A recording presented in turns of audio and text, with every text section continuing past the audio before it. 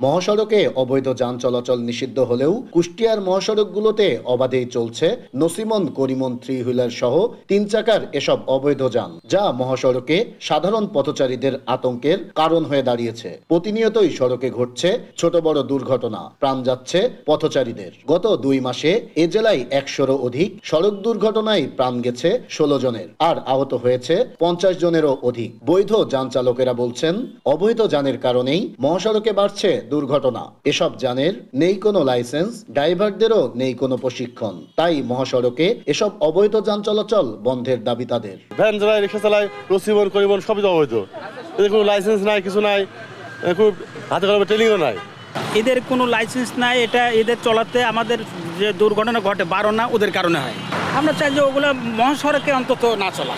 আর কুষ্টিয়ার মহাসড়কগুলোতে দাপিয়ে বেড়ানো অবৈধ এসব যান চালকেরা গাড়ির কাগজ বা প্রশিক্ষণ না থাকার বিষয়টি স্বীকার করে বলছেন, কোনরূপ বাধা ছাড়াই মহাসড়কে যানবাহন চালাচ্ছেন তারা। না, আমাদের লাইসেন্স নাই। গাড়ির লাইসেন্স দেয় পৌরসভা থেকে, ভ্যানের লাইসেন্স দেয়। হ্যাঁ, ওটা নিষেধ, কিন্তু আমাদের তো চলতে হয় রাস্তায়। এটা তো অবৈধ কিছু না, এগুলো তো সরকার আনেছে, এগুলো তো বাংলাদেশের কেউ তৈরি করেনি।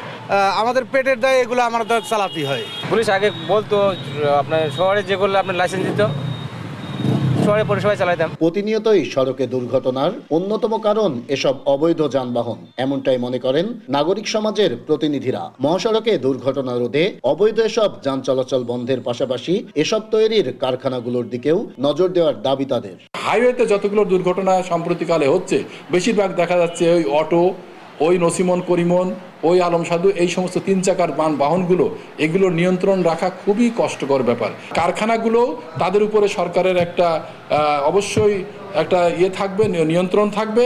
সে মিনিমাম স্ট্যান্ডার্ড মেনটেন করে যদি তৈরি করতে পারে তবেই তারা নিবন্ধন পাবে। তবে হাইওয়ে পুলিশ বলছে, মহাসড়কে অবৈধ যান চলাচল বন্ধে কঠোর অবস্থানে রয়েছেন তারা। অভিযানও রয়েছে অব্যাহত। অভিযান অব্যাহত আছে। আমরা প্রত্যেকদিন মামলা দিচ্ছি। আমরা আজকেও আমাদের মামলা হচ্ছে।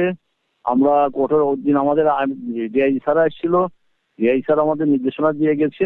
আমরা সেই নির্দেশনা মোতাবেক অবৈধ যানের পিছনে আমরা কঠোর ব্যবস্থা নিচ্ছি। মহাসড়কে অবৈধ যান চলাচল বন্ধ করতে পারলেই কমবে সড়কে প্রাণহানির মতো ঘটনা। তাই এসব অবৈধ যান চলাচল বন্ধে প্রশাসনকে আরো কঠোর হওয়ার তাগিদ সাধারণ মানুষের। নাইদা সান্তিতাস, দেশ টিভি, কুষ্টিয়া।